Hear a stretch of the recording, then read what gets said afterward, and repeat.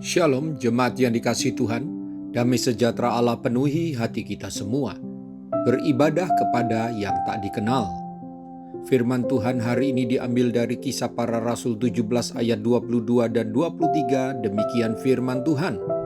Paulus pergi berdiri di atas Areopagus dan berkata, "Hai orang-orang Athena, aku lihat bahwa dalam segala hal kamu sangat beribadah kepada dewa-dewa. Sebab ketika aku berjalan-jalan di kotamu dan melihat-lihat barang-barang pujaanmu, aku menjumpai juga sebuah mezbah dengan tulisan kepada Allah yang tidak dikenal. Apa yang kamu sembah tanpa mengenalnya, itulah yang kuberitakan kepadamu." Paulus katakan tentang dua hal. Pertama, pada ayat 22, "Aku lihat bahwa dalam segala hal kamu sangat beribadah."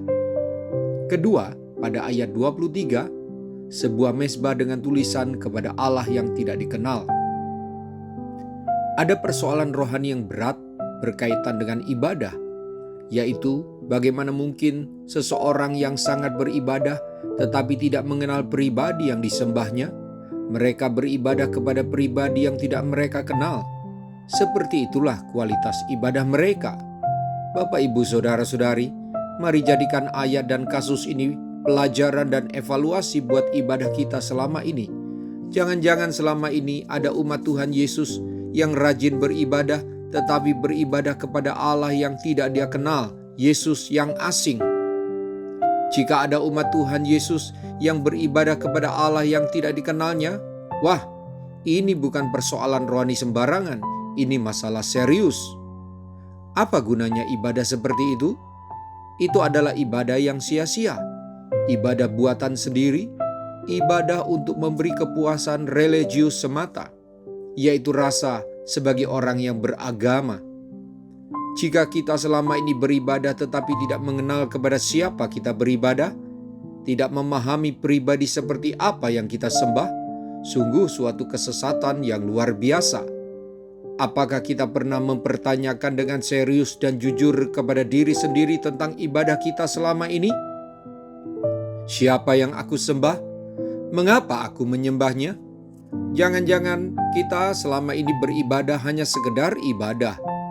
Beribadah karena kewajiban, beribadah karena sungkan kepada istri yang setia beribadah, karena sungkan kepada suami yang taat beribadah, sungkan kepada orang tua yang selalu mengajak beribadah, bukan atas dasar pengertian yang benar dan kesadaran pribadi untuk berbuat bakti, yaitu menyukakan hati Tuhan. Mari beribadah kepada pribadi Tuhan yang bukan hanya mengenal kita, tapi kita mengenalnya dengan benar melalui pribadi Tuhan sendiri, yaitu Yesus Kristus.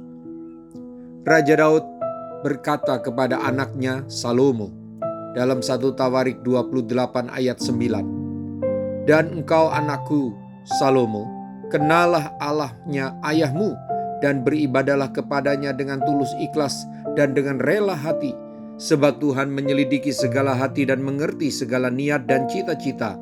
Jika engkau mencari Dia, maka Ia akan berkenan ditemui olehmu, tetapi jika engkau meninggalkan Dia, maka Ia akan membuang engkau untuk selamanya." Kenalah Tuhan yang kepadanya kita beribadah, dan beribadahlah dengan tulus ikhlas dan rela. Mari kita berdoa. Tuhan Yesus, terima kasih buat firman-Mu hari ini, bahwa bimbing saya terus semakin mengenal pribadi-Mu dan bergaul intim dengan-Mu. Biarlah Roh Kudus selalu membantu saya, agar roh saya selalu menyala-nyala dalam beribadah, baik dalam bentuk perbuatan dan perkataan, maupun ibadah dalam bentuk mengikuti kebaktian di gereja, maupun di rumah kami masing-masing secara online, terlebih ibadah mezbah keluarga kami. Turunkan berkat-Mu atas saya dan keluarga saya, ya Tuhan, berkat jasmani dan pengenalan yang benar akan Yesus Kristus.